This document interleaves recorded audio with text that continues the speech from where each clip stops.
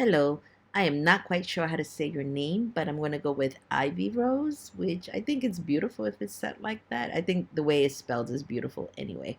I appreciate your post and the fact that it was very thorough about each group and even what disorders are best treated by each group.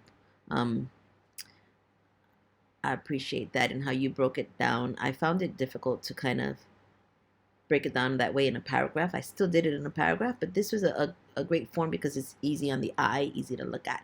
So I really appreciate that. One question I do have for you is while you described all the groups, what I did not see was what type of group therapy would be most suited for your type of practice that you're in, or the field that you're going into, or the type of job that you have or will have in the future. I believe that for my practice, the cognitive behavioral groups and interpersonal groups are best. As a pastoral counselor, I deal a lot with people struggling with anxiety, depression, and the like. I know these are specific for addiction, but even in an addiction group, I think that cognitive behavioral processing is extremely important, especially because addiction changes the way you think. Um, and we can change the way we feel about a thing because we can change the way we think about a thing, which means that we can change the way we respond to that thing. So, all these other groups, I believe, have their benefits. Each of them, even CBT, has pros and cons. I just feel since I already work in the cognitive behavioral realm with my clients now, I think that that would be most suited for my particular practice or the practice that I'm establishing at the moment for my ministry. Currently, a ministry, soon to be a practice. So I would really be interested to learn and to find out which of these do you feel will fit best into what you're doing or into what you hope to do. Um, yeah.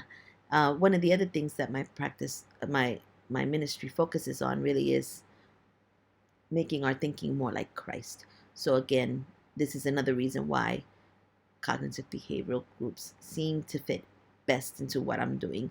I believe that I would do because I do it now, I would do some psychoeducation, skill development. All of that would be incorporated into my group. And some of my groups have been very, have almost turned into support group because I've done groups with a bunch of people in the same area of life, so they've been able to support one another even post the group. So I do believe that each of these skills is, or each of these, what each group focuses on is important. I just think that if I had to pick one out of all of these, then it would be cognitive behavioral. Again, I'm very interested in knowing two things. How do you say your name? Because it's very beautifully spelled. And which group do you think would suit your practice or your work, the realm in which you're going to work in best? Have a blessed day.